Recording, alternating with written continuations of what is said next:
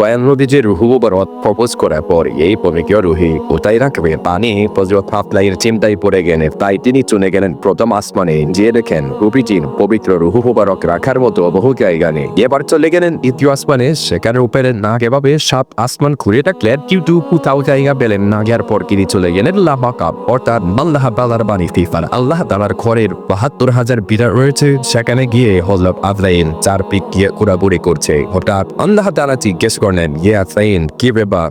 তিনি বললেন, হে আল্লাহ, সাত আসমান জমিন ৮০,০০০ আনো জান্নাত জাহান্নাম রামস বলছেন ও বাপলক ৭,৭০০ বার ঘুরেছি কিন্তু তোমার বন্ধুর পবিত্র রূহ মুবারক রাখার মতো পুরো পবিত্র জায়গা পাচ্ছি না। তখন আল্লাহ তাআলা বলেন, আফরাইল, আমার হাবিবের পবিত্র দেহ মুবারক ছাড়া উঠাও সেই পবিত্র জায়গা আমি রাখি।